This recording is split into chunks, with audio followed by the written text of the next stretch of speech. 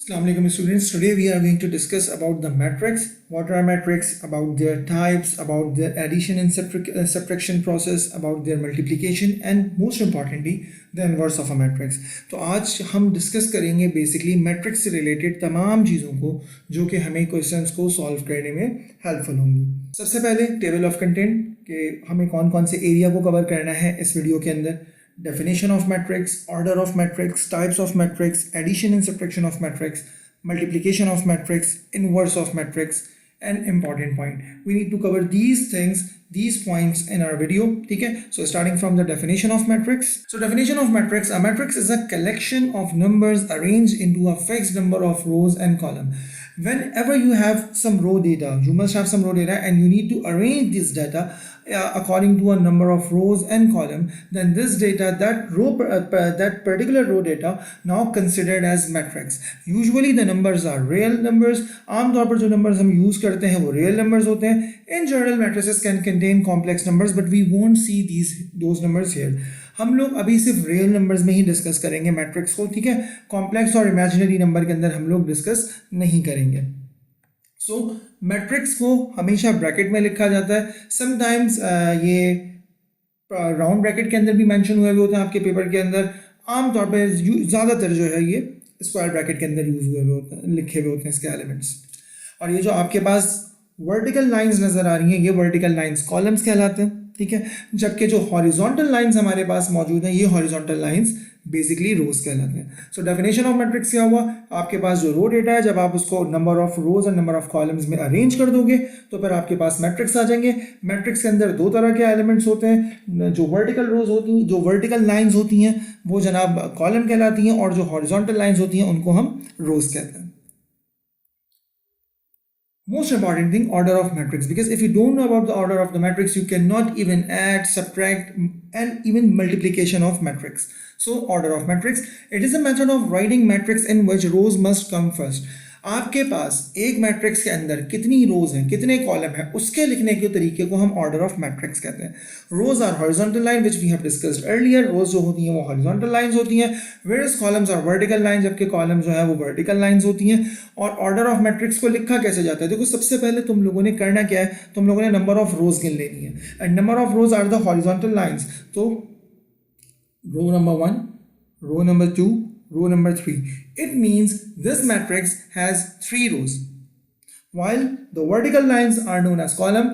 So first column, second column, it means this matrix has 2 columns. So we can write it as, so the order of this matrix can be written as, keep this thing in your mind that you must write rows first. आपने सबसे पहले number of रोज लिखनी है, उसके बाद number of column लिखनी है जब आप ऑर्डर ऑफ मैट्रिक्स लिख रहे हो। So it's answer would be 3 multiply by 2 and it shows you the number of elements with in a matrix. ठीक है जनाब, मैट्रिक्स को रिप्रेजेंट करने के तरीके को हम ऑर्डर ऑफ मैट्रिक्स कहते हैं, जिसमें हम पहले नंबर ऑफ रोज लिखते हैं, फिर नंबर ऑफ कॉलम्स लिखते हैं, और इन दोनों के बीच में हम मल्टीप्लिकेशन का साइन यूज करते हैं। Moving ahead, type of matrices.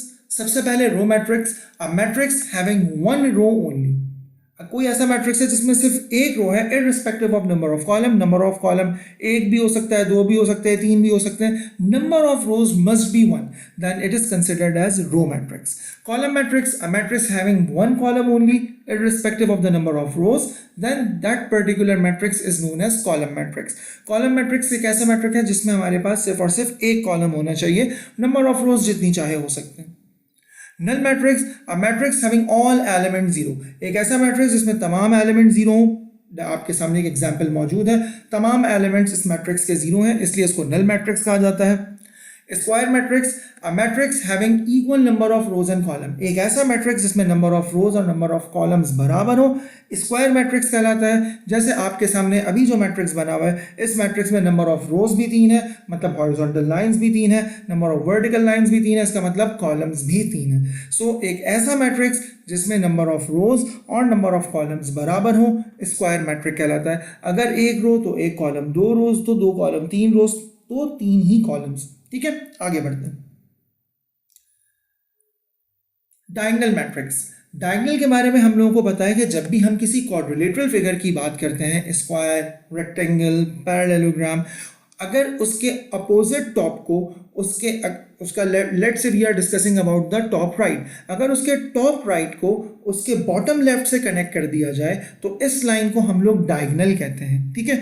Square matrix, लेकिन यहाँ इसकी सिचुएशन थोड़ी सी डिफरेंट है। Square matrix in which all its element are zero, एक ऐसा स्क्वायर मैट्रिक्स जिसमें तमाम एलिमेंट जीरोज हों एक्सेप्ट द डायगोनल, सिवाय डायगोनल के, और डायगोनल भी इन्होंने स्पेसिफाई कर दिया है कौन सा, which runs from upper left to the lower right, जो कि अपर लेफ्ट से स्टार्ट हो रहा हो और लोअर राइट पर खत्म हो रहा हो। मतलब डायगोनल मैट्रिक्स एक ऐसा square matrix having all element zero except the diagonal, और कौन सा diagonal, which must start from the upper left and ends at lower right, ठीक है जनाब। जैसे कि ये आपके सामने एक एग्जांपल आ गई, आपके पास सिर्फ और सिर्फ डायगोनल पोजीशन पर ही कोई वैल्यूज मौजूद हैं जो कि नॉन जीरो हैं, उनके अलावा जितनी वैल्यूज हैं वो जीरो हैं, और डायगोनल पोजीशन कहाँ से स्टार्ट हो रहा है, अपर लेफ्ट से लोअर राइट, ठीक है। सो this is diagonal matrix. Identity matrix, identity matrix एक ऐसा स्क्वायर मैट्रिक्स होता है जिसमें तमाम एलिमेंट जीरोज होते हैं लेकिन डायगोनल पोजीशन पर सिर्फ वन होता है।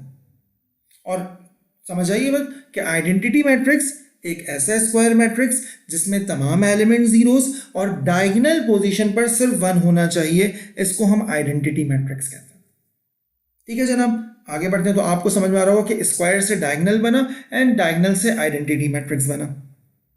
एंड फाइनली इक्वल मैट्रिक्स, दो मैट्रिक्स उसी वक्त आपस में इक्वल होते हैं जब उनकी तीन कंडीशंस मीट कर रही हो। कौन सी तीन कंडीशंस, उनके ऑर्डर सिमिलर हो, दोनों मैट्रिक्स के ऑर्डर सिमिलर होने चाहिए, उनके एलिमेंट सिमिलर होने चाहिए, और एलिमेंट्स की पोजीशन भी सिमिलर होनी चाहिए, तो ये दोनों इक्वल मैट्रिक्स कहलाते हैं। जैसे आपके सामने एक एग्जांपल मौजूद है कि हमारे पास दोनों मैट्रिक्स के ऑर्डर 2x2 है, दोनों मैट्रिक्स में एलिमेंट 1 2 3 4 हैं और उनकी पोजीशंस भी सेम है, so they are considered as equal matrix. So these are the types of matrix which we need to cover, ठीक है। तो हम लोगों ने किसको पढ़ लिया, रोज, कॉलम्स और null, then square, then diagonal, identity matrix and equal matrix. इस चीज़ को जहन में रखिए, कभी कभार पेपर में ये इसी नाम के साथ आते हैं तो उस वक्त आप कंफ्यूज मत हो जाइएगा। Now moving ahead, addition and subtraction of matrix. एक बात को जहन में रखिएगा, in order to perform matrix addition and subtraction only one condition is required, that is matrix order must be same. If you need to add और subtract two matrix, there is only one condition which must be followed, and that particular condition is that the order of both matrix must be same. दोनों matrix के order लाजमी तौर पर same होने चाहिए। अब इसके लिए एक एग्जाम्पल समझो। In order to understand the above statement we must consider three different matrices, that is A 1 2 3 4, B 5 6 7 8 and C 1 2 3 4 5 6। अब from the above condition we can conclude that, अब इन तीनों मैट्रिसेस को देखते हुए मैं ये डिसाइड कर सकता हूँ कि A और B तो आपस में ऐड या सब्ट्रैक्ट हो सकते हैं क्योंकि इनके ऑर्डर सिमिलर हैं, लेकिन C ना तो A के अंदर ऐड सब्ट्रैक्ट हो सकता है ना ही B के अंदर ऐड या सब्ट्रैक्ट हो सकता है। क्यों? क्योंकि ऑर्डर जो मेरे पास मैट्रिक्स C है उसका ऑर्डर सिमिलर नहीं है as per the order of matrix A and matrix B। So ये बात ध्यान में रखिएगा कि addition and subtraction of matrix के लिए सबसे इंपॉर्टेंट चीज़ क्या है जनाब, order of matrix. Order of matrix similar होगा तो ही दो मैट्रिक्स आपस में ऐड या सब्ट्रैक्ट हो सकते हैं। Now we need to check how can we add और सब्ट्रैक्ट द मैट्रिसेस। अब ये तो पता चल गया कि जनाब ऑर्डर सेम होने चाहिए, लेकिन ये एडिशन और सब्ट्रैक्शन होगी कैसे? तो keep this thing in your mind that only the elements of similar position can be added और सब्ट्रैक्टेड। सेम पोजीशन वाले एलिमेंट्स ही आपस में ऐड या सब्ट्रैक्ट हो सकते हैं। For example we will subtract matrix A from matrix B। हम मैट्रिक्स B में से मैट्रिक्स A को सब्ट्रैक्ट कराने की कोशिश करते हैं। So the value of matrix B are 5 6 7 8 and the elements of matrix A are 1 2 3 4। अब देखो मैट्रिक्स B की पहली पोजीशन पे 5 लिखा हुआ है और मैट्रिक्स A की पहली पोजीशन पे 1 लिखा हुआ है, तो ये 5 और 1 ही आपस में ऐड या सब्ट्रैक्ट हो सकते हैं, और क्योंकि हम यहाँ सब्ट्रैक्शन परफॉर्म कर रहे हैं तो ये 5 - 1 हो जाएगा। सिमिलरली B के दूसरा एलिमेंट जो मौजूद है वो माइनस होगा A के दूसरा एलिमेंट, तो B का दूसरा एलिमेंट कौन सा है 6 और A का दूसरा एलिमेंट कौन सा है 2, तो यहाँ पर 6 - 2 हो जाएगा। Similarly 7 - 3 and 8 - 4। सो समझने की बात क्या है, अगर ऑर्डर सिमिलर है दो मैट्रिक्स का तो वो ऐड या सब्ट्रैक्ट हो सकते हैं, और किस तरीके से होंगे, सिमिलर पोजीशन वाले एलिमेंट्स आपस में ऐड या सब्ट्रैक्ट होंगे। So you can write it like this 5 - 1 6 - 2 7 - 3 and 8 - 4 and the final answer will give you like 4 4 4 4. So दो चीजें ध्यान में रखिए. Number one, order must be same and the elements of similar position can be added or subtracted only. That is the addition and subtraction of matrix. ध्यान में रखिएगा, आसान है, गलती नहीं कीजिएगा. आगे बढ़ते हैं. Same method will be use for addition. हमने एक एग्जांपल सब्ट्रैक्शन की कर ली. ऐसे ही बिल्कुल ऐसे ही काम होगा एडिशन में, बस प्लस का साइन लग जाएगा और सिमिलर एलिमेंट्स सेम पोजीशन वाले एलिमेंट्स ही आपस में ऐड या सब्ट्रैक्ट होंगे. Moving ahead. Multiplication of matrix. Multiplication of matrix बेटा दो तरीकों से हो सकता है, बाय अ नंबर और बाय अ मैट्रिक्स. पहले हम बाय अ नंबर को डिस्कस कर लेते हैं. If a real number is multiplied by a matrix then this real number will be multiplied by every element of the matrix. If you are trying to multiply a real number by a matrix then that particular real number will be multiplied to every element present in the matrix. अगर आप किसी भी real number को किसी matrix से multiply करवा रहे हो तो वो रियल नंबर मैट्रिक्स के अंदर मौजूद तमाम एलिमेंट से इंडिविजुअली मल्टीप्लाई हो जाएगा. एग्जांपल के तौर पर let's understand it with an example. As we need to multiply a matrix A that is 1 2 3 4 by a real number that is 3. so mathematically we can write it as हम matrix A that is 1 2 3 4 को multiply करवा रहे हैं एक real number से that is 3. so it can be written as 3 multiplied by 1 2 3 4 and this 3 will be multiplied by 1 by 2 by 3 by 4. so you can write it as 1 multiplied by 3, 2 multiplied by 3, 3 multiplied by 3 and 4 multiplied by 3, and the answer would be 3 6 9 and 12. so keep this thing in your mind. if you are trying to multiply a matrix by a real number then that particular real number will be multiplied to every element present in the matrix. वो real number matrix के अंदर मौजूद तमाम element से individually multiply हो जाएगा like this. ठीक है, आगे बढ़ते हैं.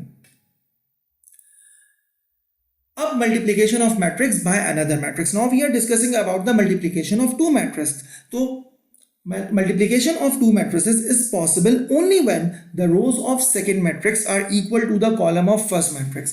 अगर आप दो मैट्रिक्स को मल्टीप्लाई करवाना चाह रहे हो, हमने एडिशन और सब्ट्रैक्शन में क्या पढ़ा था, अगर दोनों मैट्रिक्स के ऑर्डर सिमिलर होंगे तो ही वो ऐड या सब्ट्रैक्ट हो सकते हैं. इससे मिलती जुलती एक कंडीशन मल्टीप्लिकेशन में भी है. मल्टीप्लिकेशन दो मैट्रिसेस की उसी वक्त पॉसिबल है जब दूसरे मैट्रिक्स की नंबर ऑफ रोज बराबर हो पहले मैट्रिक्स के नंबर ऑफ कॉलम के. ये बात जहन में रखिएगा, अगर पहले मैट्रिक्स के नंबर ऑफ कॉलम दूसरे मैट्रिक्स की नंबर ऑफ रोज के बराबर है तो ही हमारे पास मैट्रिक्स मल्टीप्लिकेशन पॉसिबल है, वरना मैट्रिक्स मल्टीप्लिकेशन पॉसिबल नहीं है. दोबारा पॉइंट रिपीट कर रहा हूं, पहले मैट्रिक्स के number of column must be equal to the number of rows of second column, तो ही हमारे पास मैट्रिक्स मल्टीप्लिकेशन पॉसिबल है. It means that final answer must contain number of rows equal to the first matrix. इसका मतलब हमारे पास जो answer आएगा उस आंसर में नंबर ऑफ रोज बराबर होंगी पहले मैट्रिक्स के और नंबर ऑफ कॉलम बराबर होंगे दूसरे मैट्रिक्स के. जहन में फिर से रिपीट कर अपने बिठा लीजिए कि जब आप मैट्रिक्स मल्टीप्लिकेशन परफॉर्म कर रहे हो you need to check two things, that the number of column of first matrix must be equal to the number of rows of second matrix. ठीक है, आगे बढ़ते हैं. Let's understand it with an example in which we have two matrices. हमारे पास दो matrices मौजूद हैं. Matrix A is 1 2 3 4 5 6 while matrix B is 1 2 1 3 5 2 4 6 and we need to find the product of these matrices. First of all we need to check कि पहले वाले matrix के number of column क्या दूसरे वाले मैट्रिक्स के नंबर ऑफ रोज के बराबर है. चेक करते हैं. First of all we need to check whether these matrix fulfil the conditions of matrix multiplication, that is the column of first matrix must be equal to the rows of second matrix. और मुझे पता चल रहा है कि मेरे पास जो matrix A मौजूद है उसका ऑर्डर है 2 मल्टीप्लाई बाय 3 और मेरे पास जो मैट्रिक्स B मौजूद है उसका ऑर्डर है 3 multiply by 2. It means there are 3 columns in first matrix and 3 rows in second matrix. So number of column of first matrix is equal to the number of column of first matrix is equal to the number of rows of second matrix. So we can multiply these matrices. So this is the basic condition while you are performing multiplication of matrix. The number of column of first matrix must be equal to the number of rows of second matrix. Moving ahead, मैंने इन दोनों के दोनों matrix को लिख दिया 1 2 3 4 5 6 and 1 2 3 4 5 6. ठीक है, starting कैसे करोगे अब जरा गौर से देखना. The first row will be multiplied with the first column of another matrix. सबसे पहला आप क्या काम करोगे, पहले मैट्रिक्स की पहली रो को दूसरे मैट्रिक्स के पहले कॉलम से मल्टीप्लाई करा दोगे और बीच में पॉजिटिव साइन लगाओगे. किस तरीके से जरा देखो. हमने पहले मैट्रिक्स की पहली रो को पिक किया, that is 1 2 and 3 because rows are horizontal lines, और ये मल्टीप्लाई होगा दूसरे मैट्रिक्स के पहले कॉलम के साथ, दैट इज 1 3 5। और किस तरीके से होगा जरा गौर से देखना। अब पहले मैट्रिक्स की पहली रो का पहला एलिमेंट 1 है, दूसरे मैट्रिक्स के पहले कॉलम का पहला एलिमेंट 1 है, तो ये दोनों 1 आपस में मल्टीप्लाई हो जाएंगे। इसी तरीके से पहले मैट्रिक्स का पहला रो और उसका दूसरा एलिमेंट 2 है, दूसरा मैट्रिक्स का पहला कॉलम और दूसरा एलिमेंट 3 है, तो ये 2 और 3 आपस में मल्टीप्लाई हो जाएंगे। सिमिलरली पहले मैट्रिक्स का पहला रो और उसका तीसरा एलिमेंट 3 है, और दूसरे मैट्रिक्स का पहला कॉलम और उसका तीसरा एलिमेंट 5 है, सो ये 3 और 5 आपस में मल्टीप्लाई हो जाएंगे लाइक दिस। मतलब 1 multiply bye 1 plus 2 multiply by 3 plus 3 multiply bye 5। सो आपने सबसे पहले मैट्रिक्स की पहली रो को दूसरे मैट्रिक्स के पहले कॉलम से मल्टीप्लाई करवा देना है। और किस तरीके से करना है, रो का पहला एलिमेंट कॉलम के पहले एलिमेंट से मल्टीप्लाई होगा, प्लस का साइन आएगा, रो का दूसरा एलिमेंट कॉलम के दूसरे एलिमेंट से मल्टीप्लाई हो जाएगा, फिर प्लस का साइन आएगा। इसी तरीके से रो का तीसरा एलिमेंट कॉलम के तीसरा एलिमेंट से मल्टीप्लाई हो जाएगा। अब आपने पहली रो को पहले कॉलम से मल्टीप्लाई करा दिया। Now we are trying to multiply this first row to the second column of matrix B, that is 2 4 6। The same procedure will be followed, 1 multiply by 2 plus 2 multiply by 4 plus 3 multiply by 6। पहले रो का पहला element दूसरे column के पहले element से multiply हो जाएगा, पहले रो का दूसरा एलिमेंट दूसरे कॉलम के दूसरे एलिमेंट के साथ मल्टीप्लाई हो जाएगा, और पहले रो का तीसरा एलिमेंट दूसरे कॉलम के तीसरे एलिमेंट के साथ मल्टीप्लाई हो जाएगा like this. 1 multiply by 2 plus 2 multiply by 4 plus 3 multiply by 6। अब आपने पहले मैट्रिक्स की पहली रो को दोनों कॉलम से मल्टीप्लाई करा दिया। Now you don't have any other column in matrix B. Now moving towards the second row of matrix A. अब हम second row of matrix A को मल्टीप्लाई कराएंगे मैट्रिक्स बी के दोनों कॉलम के साथ। सेम वही सिचुएशन हमारे पास मौजूद है। हमने क्या किया जनाब, दूसरे रो का पहला एलिमेंट 4 है और पहले कॉलम का पहला एलिमेंट 1 है, तो 4 multiply by 1 plus 5 multiply by 3 plus 6 multiply by 5 like this. ठीक है, इसके बाद आपने इस सेकंड रो को सेकंड कॉलम से मल्टीप्लाई करवाना है। सिमिलर पोजीशन, 4 पहले नंबर पर है, 2 पहले नंबर पर है, तो 4 multiply by 2 plus 5 multiply by 4 plus 6 multiply by 6 and that is the thing.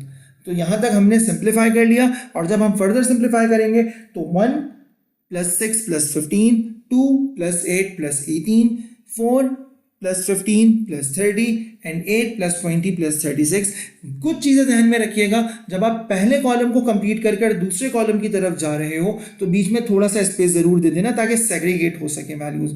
Further simplify करोगे तो 1 प्लस 6 प्लस 15 बराबर हो जाएगा 22 के, 2 प्लस 8 प्लस 18 28 के, 4 प्लस 15 प्लस 30 49 के एंड 8 20 36 बराबर हो जाएगा 64 के। So this is matrix multiplication by when you are trying to multiply two matrix all together, but the condition is what?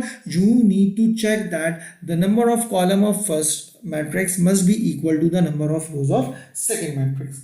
Got it? Moving ahead. Inverse of a matrix. Matrix inverse is denoted by a की power -1.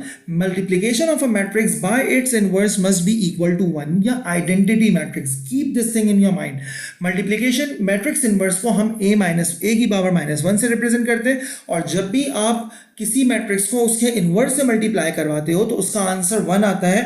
और matrix की language में 1 का मतलब होता है identity matrix. Identity matrix is a square matrix in which all the elements are 0 except diagonal and the diagonal must have 1 only। मतलब diagonal position पर हमारे पास सिर्फ और सिर्फ 1 होना चाहिए। इसका मतलब क्या हुआ, अगर मैं तुमसे कहूं कि मैंने दो मैट्रिक्स को आपस में मल्टीप्लाई करवाया है और उसका आंसर मेरे पास 1 आ रहा है, तो इसका मतलब हमने उन दोनों मैट्रिक्स के इनवर्स को आपस में मल्टीप्लाई करवा दिया है। फिर से रिपीट कर दूं, किसी भी मैट्रिक्स को उसके इनवर्स से मल्टीप्लाई करवाया जाएगा, आंसर हमेशा 1 के बराबर होगा, आइडेंटिटी मैट्रिक्स के बराबर होगा। इसका मतलब अगर दो मैट्रिक्स को मल्टीप्लाई करने से आंसर आइडेंटिटी मैट्रिक्स या 1 आ रहा है, तो इसका मतलब वो दोनों मैट्रिक्स एक दूसरे के इनवर्स हैं। And in this slide we need to know how to find the inverse of a matrix. In order to understand the inverse of a matrix, we must consider a matrix that is A equals to 1 2 3 4। हमने एक matrix discuss कर लिया, that is 1 2 3 4। ठीक है, mathematically we can find the multiplication inverse of a matrix by the following equation. हमारे पास inverse of a matrix की equation क्या है जनाब, A inverse equals to adjoint of A upon determinant of A. अब ये एडजॉइंट ऑफ ए क्या होता है और डिटर्मिनेंट क्या होता है, इसको इंडिविजुअली डिस्कस करते हैं। Inverse is possible only when determinant of A must not be equal to zero. क्यों, डिटर्मिनेंट ऑफ ए डिवाइड कर रहा है एडजॉइंट ऑफ ए को, तो अगर ये जीरो हो गया तो हमारे पास अनडिफाइंड वैल्यू आ जाएगी। तो ये बात जहन में रखिएगा, डिटर्मिनेंट ऑफ ए लाजमी तौर पर जीरो से बड़ा या जीरो से छोटा होना चाहिए, एग्जैक्टली जीरो नहीं होना चाहिए। अगर ये एग्जैक्टली जीरो हो जाएगा तो इसको हम this kind of matrix is known as singular matrix. Inverse is not possible in these kind of matrix. इस तरह के मैट्रिक्स में जिसमें डिटर्मिनेंट ऑफ ए की वैल्यू जीरो के बराबर आ जाए, इनवर्स पॉसिबल नहीं होता। तो सबसे पहले हम डिटर्मिनेंट ऑफ ए निकालने का तरीका सीखते हैं। The term mod of A is known as determinant of A. It can be found by subtracting the product of element of each diagonal as below. आपने सबसे पहले डिटर्मिनेंट ऑफ ए की वैल्यू निकालनी है। कैसे निकालोगे जरा गौर से देखना। तुम क्या करोगे, दोनों डायगोनल के एलिमेंट्स को मल्टीप्लाई करवाओगे और उनको सब्ट्रैक्ट करा दोगे। पहला डायगोनल कौन सा होगा, याद रखिएगा, you should start from the top left. तो टॉप लेफ्ट डायगोनल के एलिमेंट्स हैं 1 और 4। टॉप राइट डायगोनल के एलिमेंट्स हैं 2 और 3। So you need to multiply 1 multiply by 4 and then you need to subtract 2 multiply by 3 from it. तो क्या किया जनाब, आपने दोनों डायगोनल के एलिमेंट्स को मल्टीप्लाई किया। टॉप लेफ्ट वाले डायगोनल के एलिमेंट्स क्या हैं, 1 और 4, तो 4 1 जा 4। टॉप राइट वाले डायगोनल के एलिमेंट्स क्या हैं, 2 और 3, तो 2 multiplied by 3 equals to 6. So 4 minus 6 equals to -2 and -2 is not equal to 0. It means matrix inverse of a matrix is possible here. ठीक है, फिर से रिपीट कर दूं, डिटर्मिनेंट ऑफ मैट्रिक्स कैसे निकालोगे, लेफ्ट डायगोनल के एलिमेंट को मल्टीप्लाई करवाओगे, राइट डायगोनल के एलिमेंट्स को मल्टीप्लाई कराओगे, दोनों को सब्ट्रैक्ट करा दोगे। लेकिन सबसे पहले ये याद रखना कि तुम्हारे पास पहले हमेशा टॉप लेफ्ट वाला डायगोनल आना चाहिए, ठीक है, वरना आंसर गलत हो जाएगा। आगे बढ़ते हैं। The term adjoint of A, अब हमने एडजॉइंट ऑफ ए मालूम करना है। तो the term adjoint of A can be found by interchanging the position of 1 and 4। मतलब लेफ्ट डायगोनल जो आपके पास मौजूद है, टॉप लेफ्ट वाला डायगोनल, उसके एलिमेंट्स अपनी पोजीशन चेंज कर लेंगे, जबकि टॉप राइट वाले डायगोनल के एलिमेंट्स अपना साइन चेंज कर लेंगे।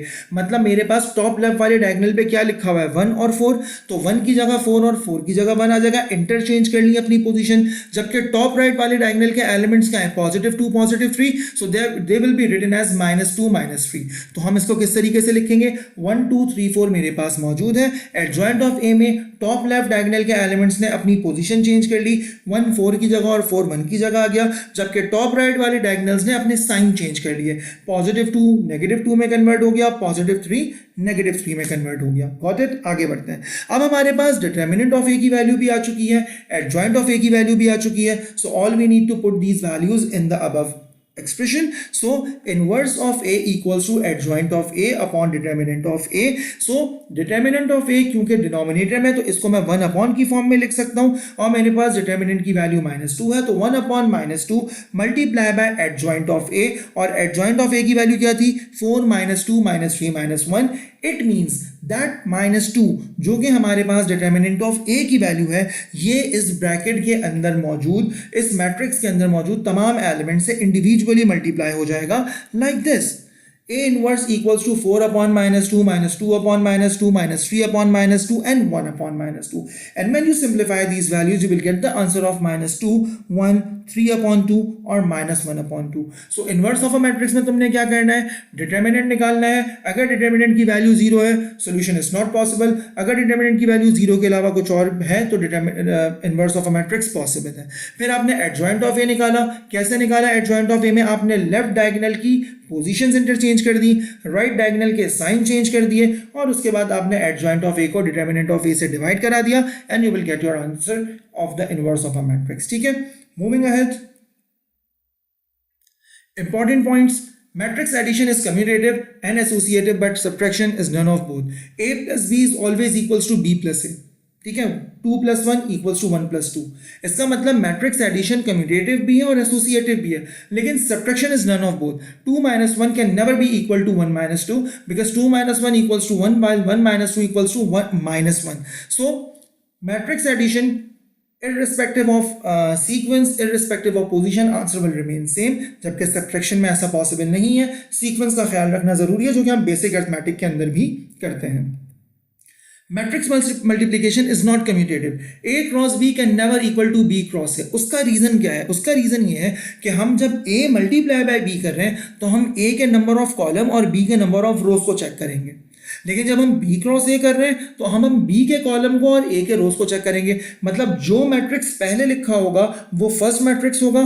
फर्स्ट मैट्रिक्स के कॉलम अगर दूसरे मैट्रिक्स के रोज के बराबर होंगे तो ही मल्टीप्लिकेशन पॉसिबल है. अब अगर ऐसी सिनेरियो है कि ये दोनों स्क्वायर मैट्रिक्स नहीं है तो मैट्रिक्स मल्टीप्लिकेशन कम्यूटेटिव नहीं होगा. हाँ, एसोसिएटिव जरूर होगा. मतलब A cross B into cross C बराबर हो जाएगा A cross B cross C.